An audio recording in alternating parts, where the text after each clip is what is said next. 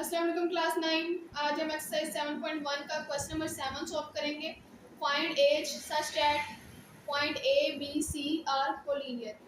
हमने एज की वैल्यू फाइंड करनी है और अगर ये तीनों पॉइंट कोलिनियर हैं तो फिर एज की वैल्यू फाइंड करें। उन्होंने क्या कहा है कि अगर पॉइंट ए बी सी तीनों कोलिनियर हैं तो हमने एज की वैल्यू फाइंड करनी है। कोलिनियर पॉइंट्स कौन से होते हैं? कोलिनियर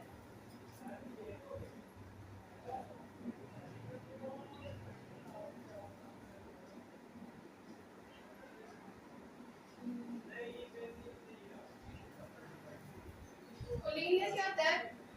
को का मतलब होता है टुगेदर,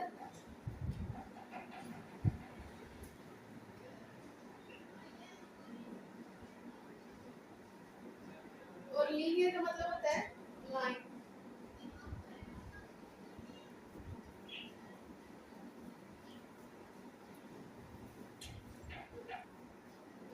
यानी कि कोलिनियर, लीनियर का मतलब क्या हुआ?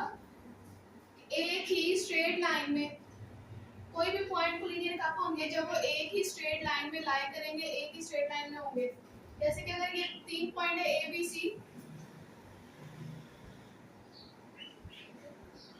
ये पॉइंट ए है, ये बी और ये सी। अगर ये तीनों पॉइंट एक ही लाइन में लाई करेंगे, एक ही लाइन में होंगे, बिल्कुल स्ट्रेट लाइन में, तो फिर हम तीनों पॉइंट्स को कहेंगे ये तीनों पॉइंट कोलिनियर है। अगर ये स्ट्रेट लाइन में ना हो, इस तरह से हो ए बी और ये सी,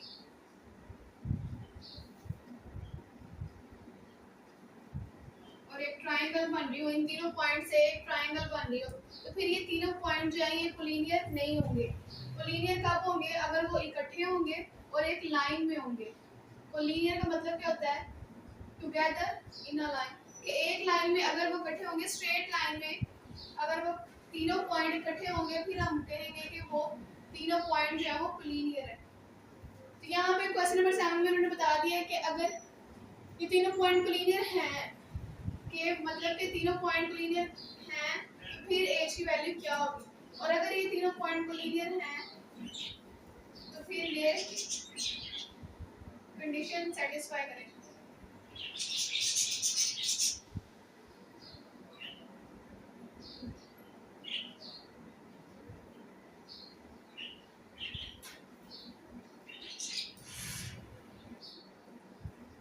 तीन पॉइंट जब कोलिनियर होते हैं तो फिर ये वाली कंडीशन यूज होती है, x1 y1 1, x2 y2, यहाँ पे x1 y1 x2 y2, फिर x3 y3, और ये तीसरी लाइन होती है यहाँ पे 1 हो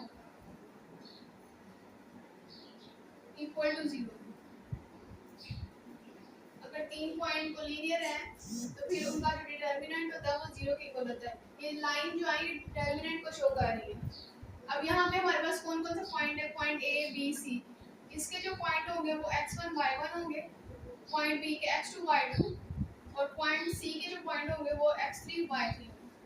अब यहाँ पे इनकी वैल्यूज पुट करेंगे और इनका डिटर्मिनेंट फाइंड करेंगे और फिर एज की वैल्यू निकालेंगे। x1 की वैल्यू क्या हमारे पास -1, x2 की वैल्यू 3, x3 की वैल्यू 7, उसके बाद y1 की वैल्यू 8, y2 की वैल्यू 2 और y3 की वैल्यू 3। और ये जो तीसरा कॉलम है यहाँ पे 1 ही आएगा, 1 1 और 1, और इनका जो डिटर्मिनेंट है वो किसके इक्वल है? 0 के।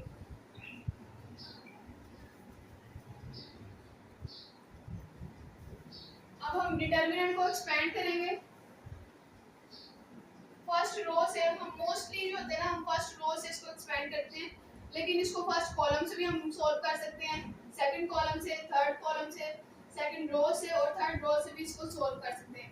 लेकिन उसके लिए आपको इनके साइन का पता होना चाहिए। सबसे पहले यहाँ पे प्लस का साइन होता है, plus minus plus minus plus minus, इस तरह से ये साइन होते हैं। पहला प्लस होता है, दूसरा माइनस, फिर प्लस, फिर minus, plus minus, plus minus और फिर प्लस। तो अगर आपने इस कॉलम से सोल्व करना है तो पहली वाली वैल्यू के साथ प्लस का साइन आएगा, फिर ये वाली वैल्यू के साथ माइनस का साइन आएगा, फिर इस वैल्यू के साथ प्लस का साइन आएगा। लेकिन यहाँ पे हम फर्स्ट रो से एक्सपेंड कर लेते हैं।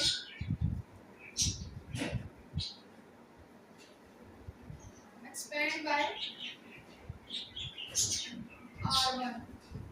R का मतलब है रो, पहली रो 1, इसका मतलब ये पहली रो है, R1 पहली रो। तो हम पहली रो से इसको एक्सपेंड करेंगे। सबसे पहली वैल्यू क्या है, -1। तो जब आपने ये वाली वैल्यू लिखनी है तो फिर आपने क्या करना है, ये -1 है,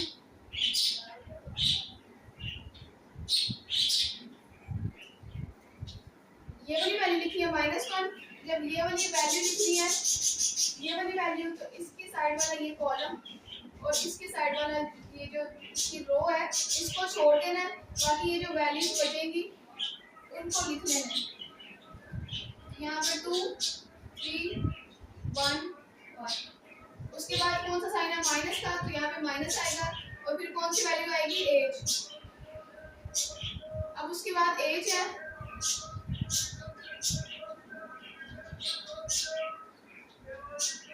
हमने एज लिखना है। ये वाली वैल्यू लिखनी है, तो इस वैल्यू के सामने वाली ये जो रो है इसको छोड़ देंगे और इसके सामने ये जो कॉलम है इसको छोड़ देंगे। तो बाकी जो वैल्यूज बचेंगे उसका डिटरमिनेंट बना देंगे 3 7 1 1। उसके बाद तीसरी वैल्यू लिखेंगे, उसका साइन कौन सा, प्लस का, +1।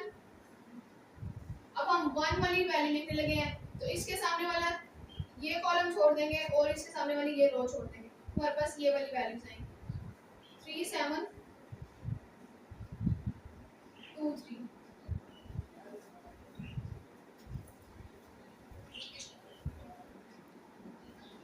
एक बार फिर सुन लें, जब आपने पहली वैल्यू लिखनी है उसके साथ कौन सा साइन आएगा, प्लस का साइन। इसकी वैल्यू का जो साइन था वो माइनस का था, तो प्लस माइनस ये माइनस ही आएगा, ये वाला साइन चेंज नहीं होगा। उसके बाद पहले ये वाली वैल्यू लिखी, तो जो वैल्यू लिखनी है ये वाली लिख रहे हैं, तो इसके साथ वाली ये कॉलम और ये वाली रो इसको छोड़ देंगे। तो फिर क्या लिखेंगे हम, 2 3 और 1 1। उसके बाद माइनस ये वाला माइनस, ये फार्मूले का माइनस एज। अब हम एज लिख रहे हैं, तो ये वाला इसका कॉलम और इसकी रो छोड़ देंगे, तो बाकी क्या बच जाएगा, 3 7 1 1। तो इसको लिखेंगे। उसके बाद +1 लिखेंगे। अब ये 1 वाली वैल्यू हम लिख रहे हैं, तो ये इसका वाला कॉलम और इसकी वाली रो छोड़ देंगे, बाकी कौन सी वैल्यूज बच जाएंगी, ये वाली 3 7 2 3। तो इन वैल्यूज को लिख लेंगे। अब उसके बाद हम डिटरमिनेंट को एक्सपेंड करेंगे। डिटरमिनेंट को कैसे एक्सपेंड करते हैं, ये वाली वैल्यू को इस वैल्यू से मल्टीप्लाई करते हैं और फिर इस वैल्यू को इस वैल्यू के साथ क्रॉस मल्टीप्लाई करते हैं। तो पहले तो हम -1 लिखेंगे, ये 0 के इक्वल है, -1। अब उसके बाद हम डिटरमिनेंट को एक्सपेंड करेंगे, 2 को 1 से मल्टीप्लाई करेंगे, 2 1 2। उसके बाद जब हम इस वैल्यू को मल्टीप्लाई करते हैं तो फिर उसके बाद दरमियान में माइनस का साइन आता है। जब भी हम डिटरमिनेंट एक्सपेंड करते हैं, जब पहली वैल्यू को मल्टीप्लाई करते हैं उसके बाद माइनस आता है, फिर दूसरी वैल्यू को मल्टीप्लाई करते हैं, 3 1 3। उसके बाद माइनस एज। अब यहाँ पे भी पहले 3 को 1 से मल्टीप्लाई करेंगे, 3 1 3। उसके बाद फार्मूले का माइनस आएगा, माइनस 7 को 1 से करेंगे, 7 1 7। उसके बाद +1, यहाँ पे 3 को 3 से मल्टीप्लाई करेंगे, 3 3 9। फिर फार्मूले का माइनस 7 को 2 से मल्टीप्लाई करेंगे, 14 = 0। अब पहले -1 को 2 से मल्टीप्लाई करेंगे, फिर -1 को -3 से मल्टीप्लाई करेंगे। इसके साथ प्लस का साइन है, plus minus, -2 1 2, minus minus plus 3 1 3। यहाँ पे भी माइनस एज को पहले 3 से मल्टीप्लाई करेंगे, फिर माइनस एज को -7 से मल्टीप्लाई करेंगे। इसके साथ प्लस का साइन है, प्लस माइनस, -3 को 8 से मल्टीप्लाई करेंगे, 3 एज, माइनस माइनस प्लस 7 को 8 से मल्टीप्लाई करेंगे, 7 एज। अब यहाँ पे 1 को पहले 9 से मल्टीप्लाई करेंगे, फिर 1 को 14 के साथ, तो 1 9 द 9 माइनस 1 को 14 से करेंगे तो 14 इज इक्वल टू 0। अब कांस्टेंट वाली जो वैल्यूज है उनको कांस्टेंट के साथ सोल्व करेंगे, और जो वेरिएबल एज है उसको वेरिएबल के साथ एज के साथ सोल्व करेंगे। ये दोनों एज वाली वैल्यू है तो इन दोनों को सॉल्व करेंगे, इन दोनों के कोएफिशिएंट को प्लस माइनस करेंगे, तो इनके कोएफिशिएंट को सॉल्व करेंगे। इसका कोएफिशिएंट क्या है, -3 और +7, प्लस माइनस माइनस 7 में से 3 माइनस कर दे 4, बड़ी वैल्यू के साथ प्लस का साइन है तो इसके साथ भी प्लस का साइन है, 4h। अब इन सब कांस्टेंट को सॉल्व करेंगे। सबसे पहले इन दोनों को सॉल्व कर लेते हैं। प्लस माइनस माइनस 3 में से 2 माइनस कर दे 1, बड़ी वैल्यू के साथ प्लस का साइन है तो उसके साथ भी प्लस है, और इन दोनों को सॉल्व कर लेते हैं। प्लस माइनस माइनस 14 में से 9 माइनस कर दें 5, बड़ी वैल्यू 14 है, सब माइनस का साइन है तो यहाँ पे भी माइनस है, इक्वल टू 0, 4h। अब इन दोनों को सॉल्व करेंगे क्योंकि दोनों कांस्टेंट है। प्लस माइनस माइनस 5 में से 1 माइनस कर दे 4, बड़ी वैल्यू 5 है, सब माइनस का साइन है तो माइनस का साइन है। अब हमने एज की वैल्यू फाइंड करनी है, 4 यहाँ पे माइनस हो रहा है, इक्वल के उस साइड पे जाके प्लस हो जाएगा, 0 प्लस 4, 4h। 0 में 4 ऐड करेंगे तो 4 आएगा। अब उसके बाद एज की वैल्यू फाइंड करनी, 4 इसके साथ मल्टीप्लाई हो रहा है, इक्वल के इस साइड पे जाके डिवाइड हो जाए, 4 1 4, 4 1। तो एज की वैल्यू हमने फाइंड करनी थी, तो एज की वैल्यू हमारे पास आ गई है 1।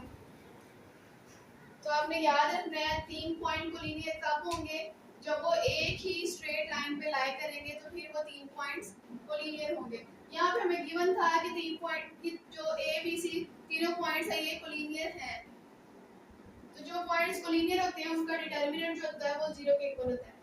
यानी ये वाला फार्मूला यूज करना है आपने, x1 y1 x2 y2 x3 y3, और जो तीसरा कॉलम होगा वो 1 वाला कॉलम होगा।